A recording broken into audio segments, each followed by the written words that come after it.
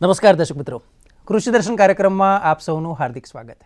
દર્શક મિત્રો, ખેતી અને પશુપાલન સંબંધિત વિવિધ વિષયો આ કાર્યક્રમમાં આપણે આવરી લેતા હોઈએ છીએ. ખેતીમાં પાક તૈયાર થાય તેની સાથે સાથે નીંદણ પણ ઉગી નીકળતું હોય છે. આ નીંદણની જ્યારે વાત કરીએ ત્યારે જરૂરી છે કે તેના પર નિયંત્રણ કરવું, અને ત્યારે આજે આપણે એ માહિતી પ્રાપ્ત કરીશું કે બિન રાસાયણિક પદ્ધતિથી નીંદણ ઉપર નિયંત્રણ કઈ રીતે કરી શકાય.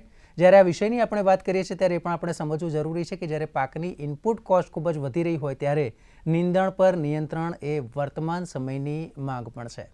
તો આજનો આપણો વિષય છે બિન રાસાયણિક નીંદણ નિયંત્રણ વર્તમાન સમયની જરૂરિયાત, અને આ વિષય પર માર્ગદર્શન પૂરું પાડવા માટે સ્ટુડિયોમાં અત્યારે આપણી સાથે ઉપસ્થિત છે ડૉક્ટર તુષાર પટેલ સાહેબ, કે જેઓ મદદનીશ પ્રાધ્યાપક એગ્રોનોમી વિભાગ, સસ્ય વિભાગ, કોલેજ ઓફ એગ્રીકલ્ચર નવસારી, કૃષિ યુનિવર્સિટી ભરૂચ. ડૉક્ટર તુષાર પટેલ, આપનું હાર્દિક સ્વાગત છે. નમસ્કાર. નમસ્કાર સાહેબ, આજના વિષયની જ્યારે આપણે વાત કરીએ છીએ ત્યારે બહુ સ્વાભાવિક છે કે દર્શક મિત્રોને થતું હોય કે જ્યારે એક બાજુ કોર્પોરેટ ફાર્મિંગનો જમાનો છે, પ્રિસિશન એગ્રીકલ્ચરની વાત થતી હોય છે, રાસાયણિક ખેતી અને આ માહોલની વચ્ચે રસાયણનું મહત્વ પણ છે, આપણે જાણીએ છીએ.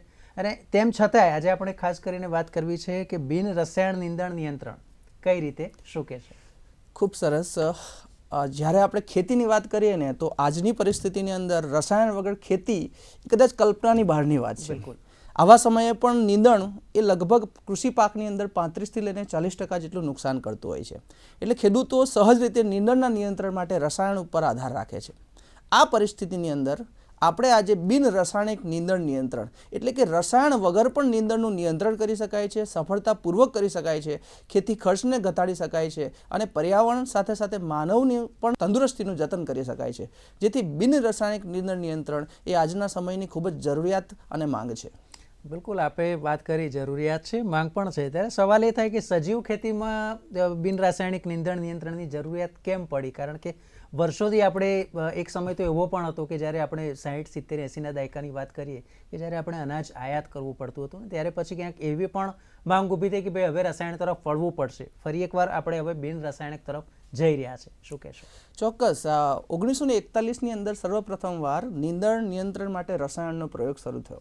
પણ આ પહેલાં જો આપણે ભારતના ઇતિહાસને જોઈએ અથવા તો કૃષિના ઇતિહાસને જોઈએ તો બિન રાસાયણિક પદ્ધતિ દ્વારા અને યોગ્ય પાક પદ્ધતિઓ દ્વારા આપણે નીંદણનું નિયંત્રણ કરતા હતા.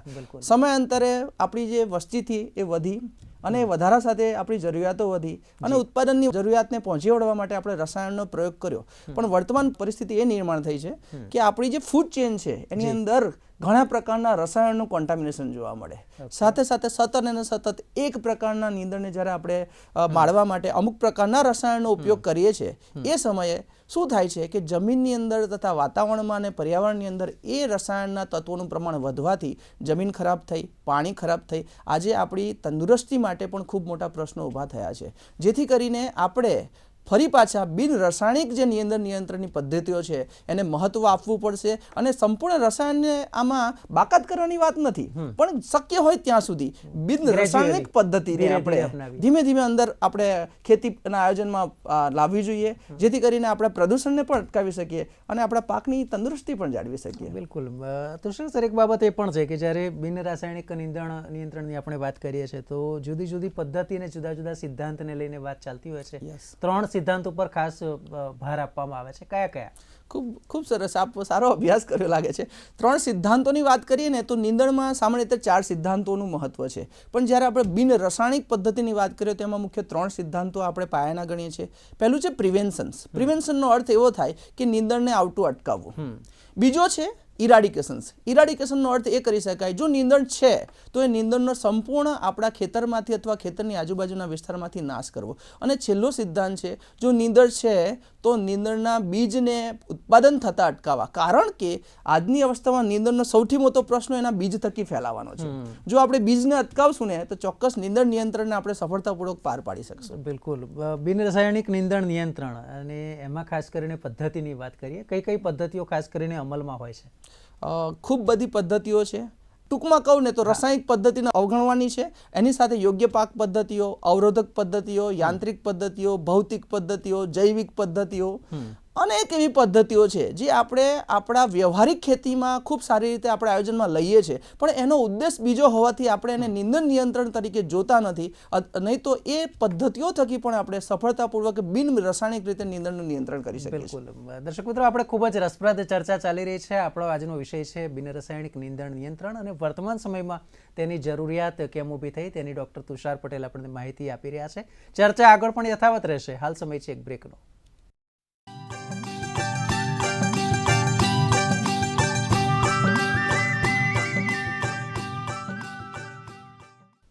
તો બ્રેક બાદ આપનું સ્વાગત છે. ચર્ચાનો દોર આપણે આગળ વધારીએ. ડૉક્ટર તુષાર, એક બાબત એ પણ છે કે જ્યારે આ જુદી જુદી પદ્ધતિઓની વાત કરતા હોય છે, અને એમાં ખાસ કરીને નિંદણ ઉપર નિયંત્રણની વાત કરીએ છીએ, તો એક બાબત એવી પણ છે કે પૂર આવે એ પહેલાં આપણે પાળ બાંધી લેવી કઈ રીતે લાગુ પડે છે? ચોક્કસ, આ ગુજરાતની ખૂબ સારી કહેવત છે.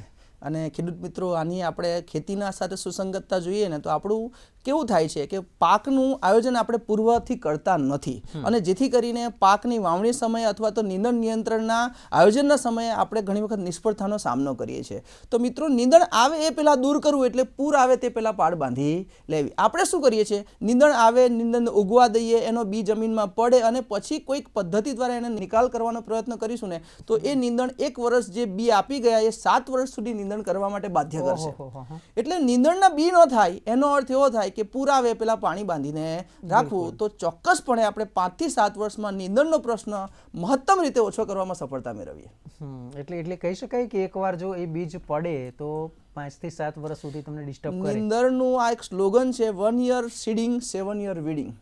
1 વર્ષના બિયારો 7 વર્ષ સુધી તમને નિંદણ કરવા માટે બાધ્ય કરે છે. જેથી 1 વર્ષ જો નિંદણના બી થવા દેશો તો 7 વર્ષ સુધી એને કાઢવા માટે તમારે ખૂબ પ્રયત્ન કરવા પડે. બિલકુલ. એટલે આટલી તો કાળજી રાખવી ખૂબ જ જરૂરી છે. અને બીજી બાબત એ પણ છે ને સાહેબ કે જ્યારે નિંદણની વાત કરીએ છીએ એટલે ક્યાંક ને ક્યાંક જે આપણા જે ઇનપુટ કોસ્ટ છે એમાં વધારો કરે છે, કારણ કે જે જરૂરી પોષક તત્વો છે કદાચ નિંદણ લઈ જાય છે અને એનું પણ નુકસાન આપણને ભેગું. સાહેબ, એક બાબત એ પણ છે કે જ્યારે આ અવરોધક પગલાંની વાત કરીએ છીએ તો એ વિશે થોડું માર્ગદર્શન આપશો. અવરોધક પગલાંનો અર્થ એવો થાય કે જ્યારે આપણા ખેતરની અંદર કોઈક નિંદણનો ઉપદ્રવ થાય ને એ પહેલાં એને અટકાવી દેવા. એનો અર્થ એવો થાય કે સપોઝ આપણે છાણિયું ખાતર નાખીએ છીએ અને છાણિયું ખાતર નાખતા સમયે જો છાણિયા ખાતર સાથે નિંદણના બી ખૂબ પ્રમાણમાં હોય તો એ આપણા ખેતરની અંદર બી જશે અને પાક સાથે કોમ્પિટિશન કરીને મુખ્ય પોષક તત્વો સાથે એ નુકસાન કરશે. બીજું કે જ્યારે આપણે પાણી લઈએ છીએ અને પાણી ખેડૂતો ખેતરના ઉત્પાદન માટે પાણી જોઈએ, પણ એ પાણીના જે ધારિયા હોય છે અથવા જે ગટર હોય છે અથવા જે પણ પાણી માટેના જે આપણી વ્યવસ્થા છે ને એમાં ખૂબ પ્રમાણમાં નિંદણના બી હોય, અને એ નિંદણના બી પાણી સાથે ખેતરમાં આવે તો હંમેશા પાણીના જે ધારિયા છે એ ચોખ્ખા રાખવા જોઈએ.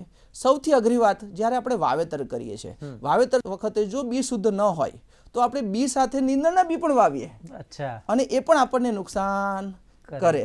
ખેતરમાં ખેડ કરવા માટે જઈએ, ખેડ કરતી વખતે સંસાધનો વાપરીએ છીએ, એ સંસાધનો સાથે પણ અતિ વધુ પ્રમાણમાં બી જોવા મળતા હોય છે. જ્યારે એક ખેતરમાંથી બીજા ખેતરમાં જ્યારે આપણે વાવેતર માટે અથવા ખેડાણ માટે જઈએ એ સમયે જે પણ સંસાધનોનો વપરાશ કરીએ છીએ એ આપણે ચોખ્ખા રાખવા જોઈએ. અનનેસેસરી જ્યારે આપણા પ્રાણીઓ એક ખેતરમાંથી બીજા ખેતરમાં જાય છે, તમને વિશ્વાસ નહીં થશે પણ એ પ્રાણીઓ સાથે હજારોની સંખ્યાની અંદર એના શરીર સાથે નિંદણના બી ચોંટીને આપણા ખેતરમાં આવતા હોય છે. તો આ બધા જે પગલાઓ થયા એ અવરોધક પગલાં થયા. નિંદણને આવતા પહેલા અટકાવવું એટલે કે અવરોધક પગલાઓ. બિલકુલ. એટલે આટલી જો કહેવાય નાની નાની બાબતો છે પણ એ કાળજી લેવી ખૂબ જ જરૂરી છે. અચ્છા સાહેબ, એક બાબત એવી પણ સામે આવતી હોય છે કે જ્યારે સજીવ ખેતીની વાત કરીએ છીએ તો છાણિયા ખાતરના વપરાશને પણ પ્રાધાન્ય આપવામાં આવે છે. એ કઈ રીતે ને એનો પર્પઝ શું? આ મુદ્દો ખૂબ જ અગત્યનો છે એટલા માટે કે વર્તમાન પરિસ્થિતિની અંદર જમીન ખરાબ થઈ રહી છે, પર્યાવરણ ખરાબ થઈ રહ્યું છે. તો આવા સમયે શું થઈ રહ્યું છે કે આપણી જમીનને ફરી તંદુરસ્ત બનાવવા માટે આપણે સજીવ ખેતીની અંદર છાણિયા ખાતરનું ખૂબ જ મહત્ત્વ આપીએ છીએ. પણ મિત્રો, જ્યારે છાણિયા ખાતરને આપણે ચોક્કસ યોગ્ય રીતે તૈયાર કરેલું ન હોય અથવા તો સારું કોવાયેલું ન હોય તો એની અંદર હજારોની સંખ્યામાં નીંદણના બી જોવા મળતા હોય છે. અમે એક સર્વે કર્યો છે, એ સર્વેમાં અમને એ જ જાણવા મળ્યું છે કે 1 ટન છાણિયા ખાતરમાં લગભગ 1 લાખ જેટલા નીંદણના બી જોવા મળે. એટલે આપણે સામાન્ય રીતે 1 હેક્ટર એટલે કે 5 થી 6 વીઘાની અંદર 10 ટન જેટલું છાણિયું ખાતર નાખીએ તો 10 લાખ જેટલા નીંદણના બી આપણે જમીનમાં નાખતા હોઈએ છીએ. એટલે મિત્રો મારો તમને આગ્રહ છે કે છાણિયા ખાતર જમીનની તંદુરસ્તી માટે નાખીએ છીએ, પણ હંમેશા સારું કોવાયેલું ગળત્યું છાણિયું ખાતર વાપરવું જેમાં નીંદણના બી ઓછા હોય. અને આ કઈ રીતે શક્ય બને? આ શક્ય બનાવવા માટે જ્યારે તમે કોઈક પશુને ખવડાવો છો ઘાસ, એ સમયે એ ધ્યાન રાખવાનું કે એ ઘાસ ઉપર નીંદણના બી ન હોય. બીજું, જ્યારે પણ ખેતરમાંથી ઘાસ કાપીને છાણિયા ખાતર માટે પ્રયોગ કરો છો તો એના સાથે પણ નીંદણના પાકત બી ન હોય એવા જ ઘાસનો ઉપયોગ ખાતર બનાવવા માટે કરવો. આમ કરતાં કરતાં તમે નીંદણના બી છાણિયા ખાતરમાંથી ઓછા કરી શકશો અને છાણિયા ખાતરનો જે આપણો ઉદ્દેશ છે ને એ ઉદ્દેશને સિદ્ધ કરીને નીંદણ નિયંત્રણમાં પણ એનું યોગદાન યશસ્વી રીતે લઈ શકશો. બિલકુલ સાહેબ, જ્યારે આપણે મલ્ચિંગ શબ્દ, આવરણ શબ્દનો ઉપયોગ કરીએ છીએ ત્યારે એમાં પણ ખાસ કાળજી લઈએ છીએ કે ભાઈ બિન રાસાયણિક જ્યારે નીંદણ વ્યવસ્થાપન કરવું છે, આવરણનું મહત્વ કઈ રીતે જુઓ છે? આવરણ આમ જોવા જઈએ ને તો આજે નેચરલ ફાર્મિંગ જે છે એનો એક મુખ્ય ઘટક છે. આવરણનો અર્થ એવો થાય કે જમીનને આપણે કવર કરવી. જમીનને કવર કઈ રીતે કરી શકાય? તો આપણી પાસે સરળ માધ્યમ છે પ્લાસ્ટિક લઈને. પ્લાસ્ટિક ન હોય તો આપણા ખેતરની માટી દ્વારા પણ કરી શકીએ છીએ, ગ્રેવલ્સ દ્વારા પણ કરી શકીએ છીએ. પાકના અવશેષો, ડાંગર છે તો ડાંગરના પુરેઠી આપણા ઘરે હોય, ઘઉં હોય તો ઘઉંના પુરેઠિયા હોય, શેરડી છે તો એની રાળ હોય. જે પણ પાકના અવશેષો જે આપણા વપરાશમાં નથી એ દરેક અવશેષોનો વપરાશ કરીને જમીનને ઢાંકી દેવી. આમ ઢાંકવાથી શું થશે ખબર છે? જમીનની અંદર જે પાણી છે એ પાણીનો સંગ્રહ સારો થશે. સાથે સાથે એ જે આવરણ તૈયાર કર્યું છે એટલે જમીનને જે ઢાંકી છે એનાથી જે જમીન ઉપર સૂર્યપ્રકાશ પડે છે એને આપણે અટકાવશું. અને આમ અટકાવવાથી જમીનમાં રહેલા બીનું સ્ફુરણ થતું નથી. અને 90% સુધી તમને જાણીને નવાઈ લાગશે કે આવરણ થકી 90% સુધી આપણે નીંદણના ઉપદ્રવને ઓછો કરી શકીએ છીએ. બિલકુલ, એટલે આ રીતે આપણે ચોક્કસથી કહેવાય કે એને એક કંટ્રોલમાં લાવી શકીએ. ચોક્કસ. અચ્છા સાહેબ, એક બાબત એ પણ છે કે ઘણીવાર ખોટો ગાદી ક્યારો, સ્ટોલ સીડ બેડ કહેવામાં આવે છે, તો નીંદણ નિયંત્રણમાં તેના ફાયદા શું? ઓકે, સ્ટેલ સીડ બેડ, ખેડૂત આલમને આ શબ્દ સાંભળીને થોડી નવાઈ લાગશે પણ ખૂબ જ જૂની પદ્ધતિ છે. આપણને બધાને ખબર છે કે ચોમાસામાં જ્યારે વરસાદ પડે છે ત્યારે સહજતાથી નીંદણ ઉગી નીકળે છે. કદાચ પાક ઉગવામાં નિષ્ફળ નીવડે પણ નીંદણ ઉગવામાં નિષ્ફળ નીવડતા નથી. વૈજ્ઞાનિકોએ આને ટેકનોલોજી બનાવી. શું કર્યું કે જ્યારે વરસાદ પડે તો પહેલો વરસાદ પડે એટલે જે નીંદણ ઉગે છે એને 10 દિવસમાં નાશ કરી દેવા જોઈએ આપણે. જો વરસાદ આપણો નથી પડતો અને આગોતરું આપણે પાણીનું આયોજન કરી શકીએ છીએ તો હળવું પિયત ખેતરમાં આપવાનું. પાણી જ્યારે ખેતરમાં પડશે એટલે તરત નીંદણના જેટલા પણ બિયા 1 થી 3 સેન્ટીમીટર છે બધા ઉગી નીકળશે. અને એ ઉગશે એટલે શું થશે ખબર છે? 40 થી લઈને 50% નીંદણ ઉગી જશે. પાક વાવતા પહેલા જ એને આપણે નાશ કરી દઈશું. આમ કરવાથી પહેલા પાકમાં આપણે 50% સુધી નિયંત્રણને કંટ્રોલ કરી શકીએ છીએ. અને જો આમ 2 વખત કરવામાં આવે, માની લો કે આપણે ચોમાસુ પાકની વાત કરીએ તો 15મી જૂન પછી ચોમાસા પાકની શરૂઆત થાય, તો મે મહિનાની 15મી પછી જો પાણીની વ્યવસ્થા છે અને આપણે 15-20 તારીખ દરમિયાન આપણે પાણી આપી દઈએ હળવું, તો નીંદણ ઉગી જશે. 10 દિવસ પછી આપણે હળ દ્વારા, બ્લેડ દ્વારા બધા નીંદણનો નાશ કરી દેવો. પછી પણ જો સમય છે તો ફરી પાણી આપી દેવું. એક વખત પાણી આપશો, હું તમને વિશ્વાસ અપાવું, 40 થી 50% નીંદણનો ઉપદ્રવ ઘટી જશે. અને 2 વખત જો આમ કરશો ને તમે તો 60 થી 65% સુધી નીંદણનું નિયંત્રણ ઘટશે. બિલકુલ સાહેબ, આજે વાત કરીને ત્યારે ઘણીવાર ખેડૂતને એમ થાય કે મારે આટલું બધું કરવાનું, પણ મને એ એંગલથી એમને સમજાવો કે આ જો ના કરવામાં આવે તો ખેડૂતોને કેટલું નુકસાન થઈ શકે. ખૂબ સારો પ્રશ્ન, મારા મનની વાત તમે છીનવી લીધી. નીંદણ એટલું બધું ખોફનાક છે. આપના ખેડૂત મિત્રો માટે નીંદણ એટલે શું ખબર છે? પાકને નુકસાન કરતું અંગ. પણ ફક્ત પાકને નુકસાન નથી કરતું. તમે તમારા પ્રસ્તાવનામાં જ કીધું કે જમીનમાંથી ખૂબ જ અગત્યના પોષક તત્વો લઈ લે છે. એક સર્વે જે અમે કર્યો છે, સામાન્ય રીતે ધાન્ય પાકની અંદર લગભગ 50 થી લઈને 100 કિલો જેટલો નાઇટ્રોજન નીંદણો જમીનમાંથી ખાઈ જાય છે. ફોસ્ફરસ 20 થી 30% જેટલો અને પોટેશિયમ 50 થી 70% જેટલો જમીનમાંથી કોણ ખાઈ જાય? નીંદણ ખાઈ જાય. સાથે સાથે જમીનમાં રહેલા ભેજને દૂર કરવાનું સૌથી વધારે કામ, પાક કરતાં પણ વધારે કામ કોણ કરે છે? નીંદણ કરે છે. એટલે જ્યાં આપણા ગુજરાતની વાત કરું ને તો સૌરાષ્ટ્ર વિસ્તાર છે અથવા નોર્થ ગુજરાતનો વિસ્તાર છે અથવા તો મિડલ ગુજરાતનો પણ વિસ્તાર છે, જ્યારે પાણીની કટોકટી હોય અથવા જમીનમાં ભેજનું પ્રમાણ ઓછું હોય એવા સમયે નીંદણનો ઉપદ્રવ ભેજને ઉડાડીને પણ પાકને નુકસાન કરે છે. સાથે જમીનની ગુણવત્તાવાળા પોષક તત્વોને ઉપાડીને જમીનને મૃતપાય બનાવે છે. એટલે મિત્રો, નીંદણ અગત્યનું છે તમારા માટે. જીવાતને અગત્યતા વધારે છે, રોગને અગત્યતા વધારે છે, પણ જીવાતથી ફક્ત 20% નુકસાન થાય છે, રોગથી ફક્ત 16 થી 20% નુકસાન થાય છે, પણ નીંદણથી 37 થી લઈને 40% સુધી નુકસાન થાય છે. બિલકુલ, એટલે દર્શક મિત્રો કેટલું સચોટ અહીંયા માહિતી આપણે પ્રાપ્ત કરી રહ્યા છે. વિશેષ બાબત એ છે કે જ્યારે આ નીંદણની વાત કરીએ છીએ એક પ્રકારે છુપો દુશ્મન છે પણ કદાચ એ ખેડૂતને ખબર નથી અને તેનાથી નુકસાન વધારે જાય છે. ડૉક્ટર તુષાર પટેલ આ વિશે આપણને માર્ગદર્શન આપી રહ્યા છે. આગળ પણ ચર્ચા યથાવત રહેશે. સમય છે બ્રેકનો.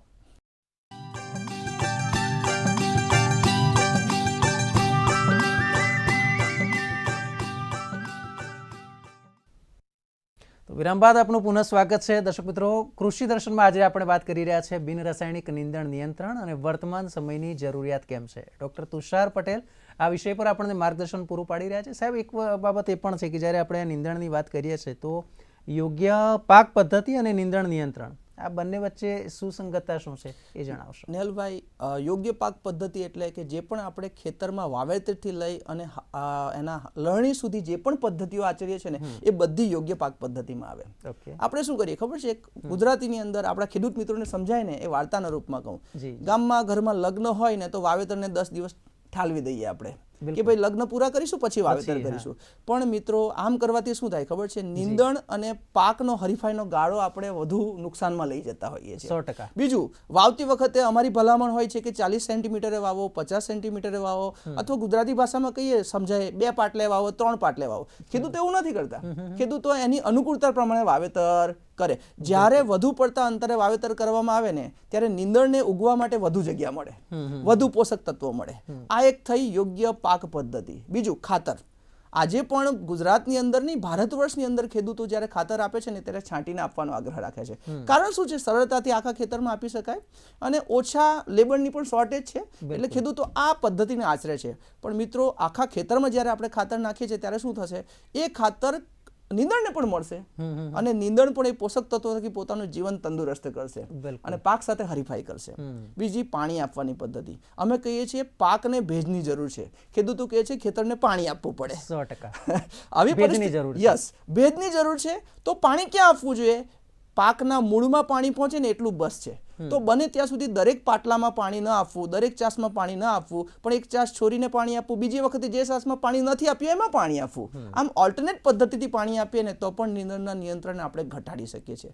સાથે ત્રીજી વાત, વચ્ચે જ્યારે આપણે ખેડાણ કરીએ છીએ એ ખેડાણ થકી પણ આપણે નીંદણના નિયંત્રણને કરવામાં સફળતા મેળવી શકીએ છીએ. તો યોગ્ય પાક પદ્ધતિ, મિત્રો, આ યોગ્ય પાક પદ્ધતિ આપણે સહજતાથી કરવાના છે. પાણી આપવું સહજ છે, ખાતર આપવું સહજ છે, ખેડાણ કરવું સહજ છે, પણ આપણો એક ઉદ્દેશ વધારવાનો છે. ઉદ્દેશ એટલે શું? તો કે એ ઉદ્દેશ નીંદણ નિયંત્રણના આપણા જે હેતુ છે એને પણ સિદ્ધ કરે, એ ઉદ્દેશથી આ બધી પદ્ધતિઓ કરવાની છે. અને હું તમને વિશ્વાસ અપાવું, આ પદ્ધતિ થકી જો તમે કામ કરશો ને તો પણ તમને 60-70% ફક્ત રસાયણ થકી જ નીંદણ નિયંત્રણ કરી શકાય છે ને આ માનવાને કોઈ અવકાશ નથી. કારણ 1941 પહેલા આ જ બધું કરતા હતા, છતાં પણ નીંદણને નિયંત્રણ કરવામાં સફળતા મળતી હતી. આજે પણ જો આપણે વિશ્વાસપૂર્વક, નિષ્ઠાથી અને યોગ્ય રીતે આ કરીશું ને તો યોગ્ય પાક પદ્ધતિ થકી પણ આપણે નીંદણના નિયંત્રણને સફળતાથી પાર પાડી શકીશું. બિલકુલ.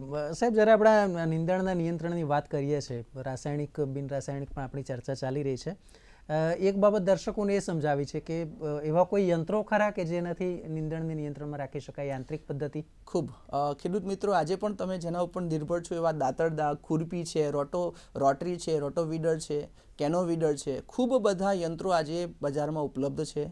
પણ મિત્રો, સરળ રસ્તો રસાયણનો છે, જેથી કરીને આપણે રસાયણ ઉપર નિર્ભર થઈ જઈએ છીએ. ઘણી વખત આપણને બીજા પ્રશ્નો પણ છે. હું એમ નથી કહેતો કે દર વખતે ખેડૂત મિત્રો રસાયણનો જ લાભ લે છે. કેટલીક મર્યાદાઓ છે, પણ એ મર્યાદાઓ સાથે આપણને જો ઓલ્ટરનેટિવ સાધનો અવેલેબલ હોય માર્કેટની અંદર તો એ લેવા જોઈએ આપણે. ખાસ કરીને ખુરપી અને રોટોવીડર જે છે એના થકી ખૂબ સારી રીતે આપણે નીંદણને દૂર કરવામાં સફળતા મેળવી શકીએ છીએ. બીજું, એના થકી કોઈ નુકસાન નથી થતું.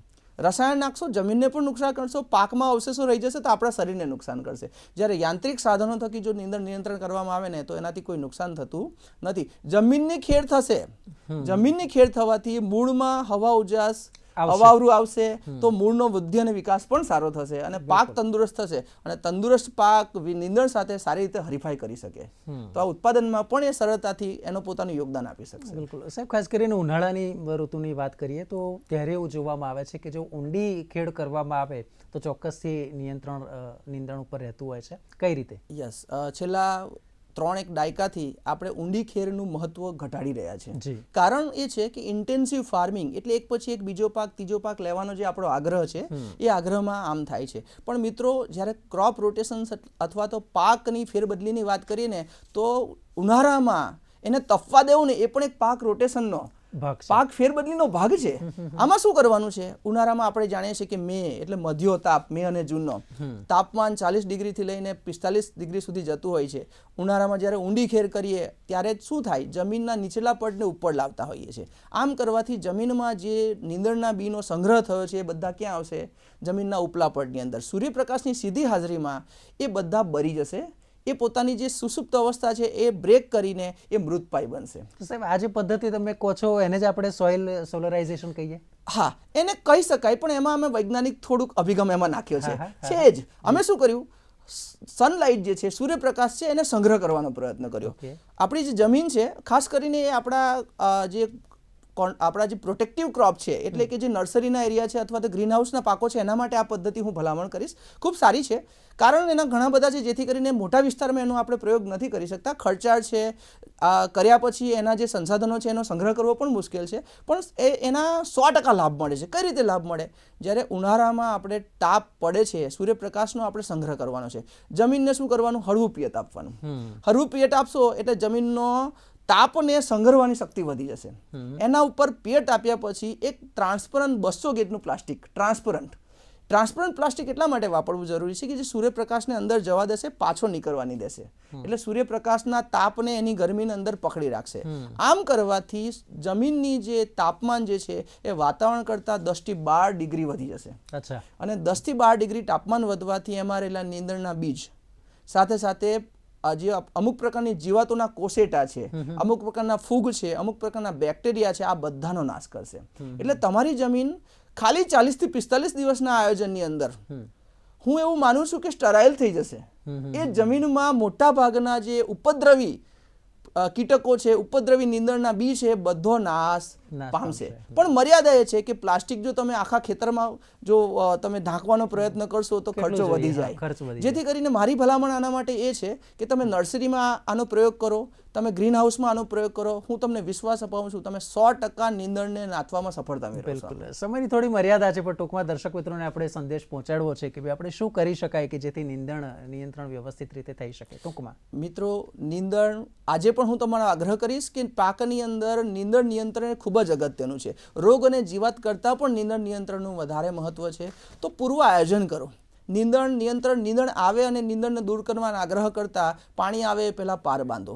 શરૂઆતમાં જ નીંદણના જેટલા પણ અવશેષો છે ને એને નાશ કરવાનો પ્રયત્ન કરો. પાકની વાવણી પહેલાં જમીનને સંપૂર્ણ તંદુરસ્ત રીતે તૈયાર કરો. તંદુરસ્ત રીતે એટલા માટે કહું છું કે જે પણ આપણે શું કરીએ છીએ ખેડૂત મિત્રો, ખબર છે, પાકમાં જ્યારે નીંદણ આવે ને ત્યારે નાશ કરે છે, પણ જ્યારે ખેતરમાં કંઈ ના હોય ત્યારે ખેતરને છોડી દઈએ છીએ. તો નીંદણનો નાશ ક્યારે કરવો જોઈએ? જ્યારે ખેતરમાં કંઈ ના હોય ને તો 100% નીંદણનો નાશ કરવામાં તમને સફળતા મળશે.